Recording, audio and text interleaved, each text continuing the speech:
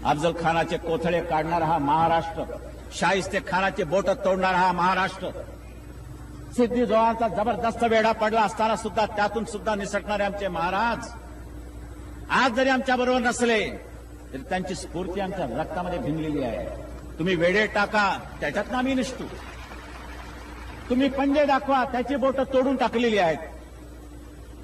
आणि जर मुसलमानांच्या अनुनय करून जर तुम्ही हिंदुत्वाचा घात आमच्या या देशामध्ये करणार असाल, आमच्या हिंदुस्थानात करणार असाल, तर अफजल खानासारखा तुमचा कोथळा बाहेर काढल्याशिवाय जनता स्वस्थ बसणार नाही, हे त्याने फक्त लक्षात घ्यावं.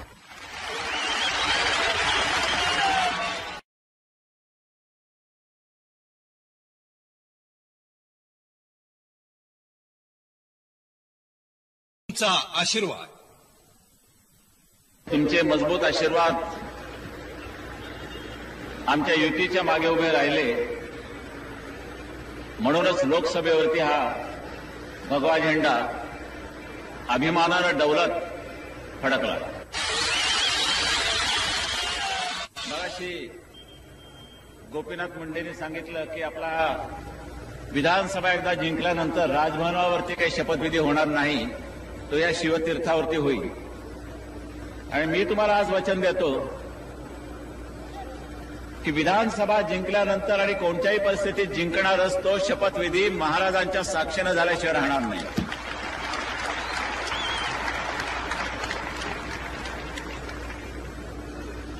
कारण जागा ती केवढी, तिथे मावणार तरी काय. काँग्रेसवाल्यांचा ठीक आहे, काश्मीरमध्ये जे चालले ते तुम्हाला मागच्या सभांमध्ये मी सांगितलेलं आहे, तिथे कसले पाऊल टाकले जात नाही. फक्त आता व्हीपी सिंगांकडनं आमची अपेक्षा आहे की काश्मीरमध्ये तुम्ही काय पाऊल टाकता. इमामची जर दाढी कुरवाडणार असाल तर मात्र आम्हाला गंभीरपणाने विचार करावा लागेल. आम्हाला गंभीरपणाने विचार करावा लागेल. उरली सुरली जनता दलाची काही इथे अब्रू असेल, बहुतेक आता संपलेली आहे, पण ती सुद्धा नष्ट झाल्याशिवाय राहणार नाही. आज आमचा हा विचार एकच आहे. या पत्रकारांना सांगतो, आर्थिक कार्यक्रमाची आमची मांडणी झालेली आहे. कारण सत्ता मिळवणं आणि तिथे खुर्च्या उभाला जाऊन बसणं हे आमचं धोरण नाही, हे आमचं ध्येय नाही. चांगलं सरकार तुम्हाला द्यावं, जेणेकरून तुमच्या जीवनाचे जे प्रश्न अजूनही रेंगाळलेले आहेत, 42 वर्षात जे काही सुटले नाहीत, ते आम्ही सोडवण्याचा अत्यंत जबरदस्त प्रामाणिकपणानं प्रयत्न करणार आहोत. कारण परवा दिवशी मी तुम्हाला बोलल्यानंतर, ज्या वेळेला हे सगळे निवडून आल्यानंतर ज्या व्यक्तीशी माझी काही बोलणी झालेली आहे, त्या व्यक्तीला पहिला माझा फोन गेला, अजूनही विधानसभा महाराष्ट्राची सत्ता आमच्या हातात आलेली नाही, पण केवळ वचनबद्ध आहोत म्हणून फक्त त्या माणसाला मी बोलवलं. हे 14 आमचे शिलेदार तिकडे गेल्यानंतरही बोलवलं. वास्तविक हे शिलेदार लोकसभेमध्ये गेलेले आहेत आणि मला चिंता विधानसभेची आहे. आणि चिंता केवळ तुमच्यासाठी आहे, आमच्यासाठी नाही. मी त्या व्यक्तीला बोलवलं, म्हटलं बघ बाबा, तो माझं अभिनंदनही करायला आला होता, मोठा गुच्छ परडी आणली होती. बस बाळासाहेब तुमचं अभिनंदन करण्याकरता आले. म्हटलं मला अभिनंदन नको आहे, जे वचन तुम्ही मला दिलं होतं ते तुम्ही पाळणार आहात की नाही.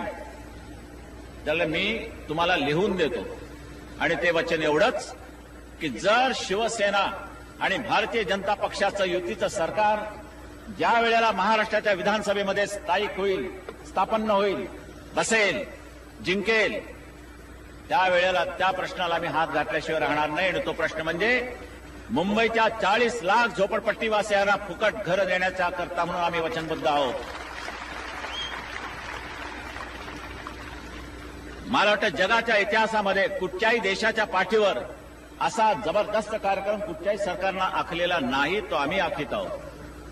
फक्त सरकार तुम्ही आमच्या हातात द्यायचंय. आणि आता तर खात्री आहे, कोणत्याही परिस्थितीमध्ये इंदिरा काँग्रेसच्या ह्या महाराष्ट्रामध्ये आता धुवून जेवढं काही राहिलं असेल, थोडंसं राहिलं म्हणजे काय शरद पवारापुरतं मर्यादित, हे धुवायला काही वेळ लागणार नाही. फूक मारली तरी उडून जाण्यासारखं आहे. पण आम्ही 40 लाख झोपडपट्टीवासियांना फुकट घरं बांधून देणार आहोत. 2 खोल्याचे फ्लॅट्स, 3 खोल्यांचे फ्लॅट्स फुकट. पाण्याचा प्रश्न आम्ही सोडवणार आहोत. कोकणामध्ये सुद्धा अनेक काही प्रश्न पडलेले आहेत. रेल्वेचा प्रश्न आता आम्ही यांना सांगतो, तुम्ही सोडवा. खनपटी बसा, मधु दंडवते आलेले आहेत, त्यांनी तो प्रश्न हाती घेतला होता. आता हे 14 शिलेदार त्यांच्या मागे लागले पाहिजेत की मधुजी, त्यावेळेला तुम्ही रेल्वे मंत्री होता, आणि त्यावेळेला तुम्ही वचन दिलं. आपल्यापर्यंत कसं आपण आपटलो. आता याच्या पुढे सरकणार आहोत की नाही, कोकणात रेल्वे जाणार आहे की नाही, कोकण रेल्वेचा प्रश्न आम्ही हाताळणार आहोत.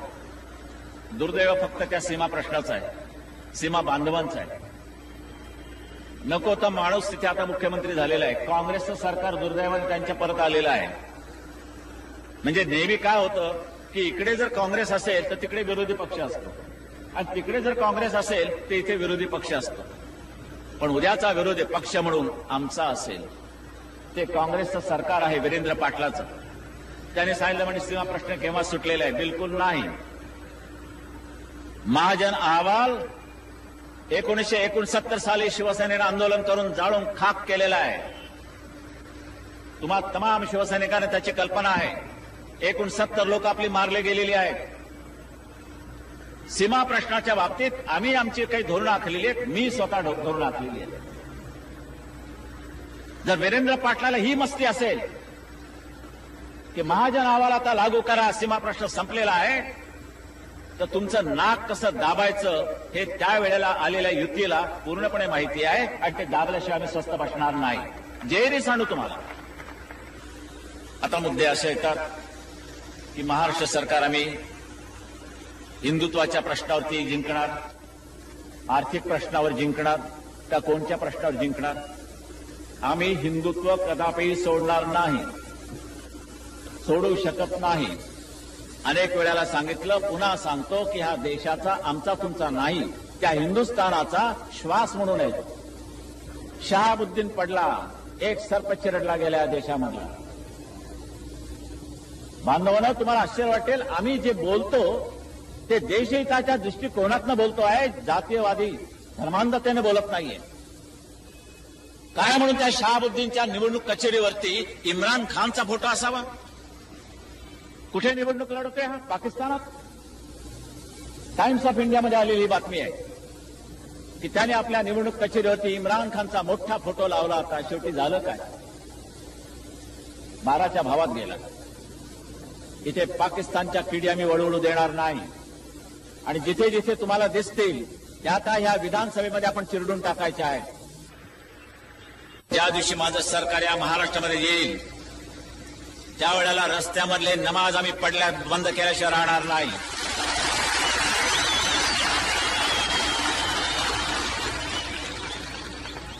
कारण धर्म असा असावा लागतो की तो राष्ट्र विकासाच्या आड येता कामा नये, लोकांना त्याचा उपद्रव होता कामा नये. आमच्या हिंदू धर्माचा कुठे जर कोणाला उपद्रव होत असेल त्यांनी मला येऊन सांगावं, आम्ही त्याचा बंदोबस्त करायला तयार आहोत.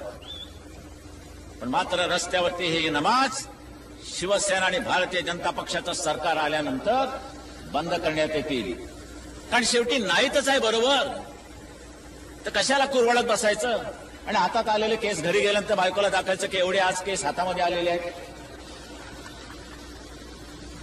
हे आम्ही करणार नाही. लाऊडस्पीकर मशिदीवरचे खाली येतील, बंद.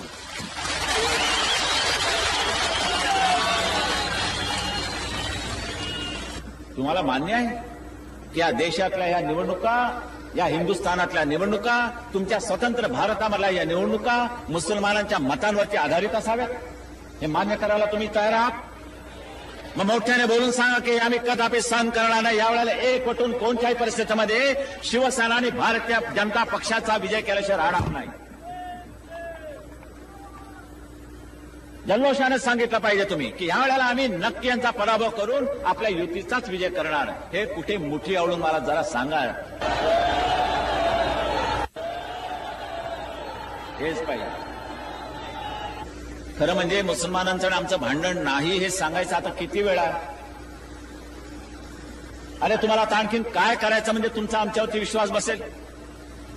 काँग्रेसने तुम्हाला काही दिलं नाही, तुमच्या पुढाराने सुद्धा तुम्हाला खड्ड्यात टाकलं, नेतृत्व फक्त त्यांनी जपलं, आणि शिवसेना एका देश विचारानं उभी राहिल्यानंतर तुम्ही देश बांधव म्हणून कुठे जवळू शकत नाही. किती वेळाला सांगायचं? मागे मी बोललो होतो आम्हाला मुसलमानांची मते नकोत, पण कोणत्या मुसलमानांची मते नकोत? आणि आजही मी ते म्हणतो, जे देशद्रोही म्हणून या देशामध्ये राहत आहेत, पाकिस्तानबद्दल अभिमान बाळगतायत, त्यांचे शरीर इथे आहे, पण मात्र मन आणि हृदय तिथे आहेत. असले हे नादान देशद्रोही मुसलमानांची मते आम्हाला नको, दिली तरी नको. हे माझं वाक्य स्पष्ट आहे. जे आम्ही सांगू ते लोकहितासाठी. कायदा जर कुठे लोकांच्या आडवा येणार असेल तो कायदा आम्ही बदलू, पण मात्र लोकहित साधू, असं ते आमचं सरकार असेल. सूडवृत्तीनं आम्हाला कारभार करायचा नाही. सूडवृत्तीनं कोणालाही आम्हाला काही करायचं नाही. कशाला आमचं सरकार आलं तरी काँग्रेसच्या कार्यकर्त्यांना सुद्धा आम्ही सूडवृत्तीने वागवणार नाही की ज्यांच्या सरकारामध्ये त्याने आम्हाला सूडवृत्तीने वागवलं. बिलकुल नाही. तरुण आहेत, चुकले असतील, गैरमार्गाने गेले असतील. उद्या त्यांना जर कळलं की आपला फक्त वापर झालेला आहे तर मात्र शहाणे होऊन ते ह्या युतीच्या मागे आल्याशिवाय राहणार नाही. कारण शेवटी चुकलेली वाटसरू आहेत, चुकलेली वासरं आहेत. इतपत आम्ही विचारानं जाणारी माणसं आहोत. विपिना जाहीररित्या एक नम्र विनंती करतोय की तुम्ही मुसलमानांचा अनुनय तुमचा जर वाढत गेला, या हिंदूंकडे जर तुम्ही दुर्लक्ष केलं, तुम्हाला कदाचित ही जर मस्ती असेल की केवळ मुसलमानांच्या मतांमुळे तुम्ही तिथे अधिकारावरती आलात, तर केवळ उत्तर नव्हे तर दक्षिण मधला सुद्धा हिंदू जागृत करून तुमचं सरकार शेवटी आम्हाला खाली खेचावं लागेल. आणि फक्त येईल ते शिवसेना आणि भारतीय जनता पक्षाचं युतीचं सरकार दिल्लीमध्ये स्थापन झाल्याशिवाय राहणार नाही. एवढी आग डोम ह्या देशामध्ये आम्ही पेटवल्याशिवाय राहणार नाही. नव्हे, आज जमीन तशी आहे. आज हिंदुत्वाचं बियाणं कुठेही टाका, रुजल्याशिवाय राहणार नाही. पूर्वी ते खडकावर पडत होतं, आता ते जमिनीवरती, चांगल्या सुपीक जमिनीवरती, म्हणजे तुमच्या हृदयाच्या जमिनीवरती पडतंय. आणि त्याचे कोम आता मला दिसू लागलेले आहेत. याचा मोठा वृक्ष हो, आणि या वृक्षाच्या छायेखाली माझा हा तमाम हिंदू बांधव माय भगिनी त्या सावलीमध्ये सुखानं जगो, सुखानं राहो. कुठेही त्यांना कसली तरी उन्हाची तरी कुठे लागता कामा नये. आणि तुमची मुलं बाळं ही सुखात वाढवण्याकरता, त्यांचा उत्कर्ष होण्याकरता फक्त एकदाच आणि एकदाच तुम्ही ह्या युतीला विजयी करा. आणि जर पुन्हा सांगतो, नालायक निघालो तर हा बाळ ठाकरे पुन्हा कुठच्याही प्रचाराला येणार नाही. आणि असं सरकार देऊ त्यावेळेला सुद्धा मी येणार नाही. याचं कारण मी तुम्हाला सरकार दिलेलं आहे. शिवसेना आणि भारतीय जनता पक्षाचे सरकार ज्याने 5 वर्ष तुमचं जे काम केलं असेल त्या कामावर ते पुन्हा पुढची 5 वर्ष युती जिंकल्याशिवाय राहणार नाही. इतकं ते जबरदस्त काम असल्याशिवाय राहणार नाही. एवढं वचन महाराजांच्या साक्षीने मी तुम्हाला देतोय.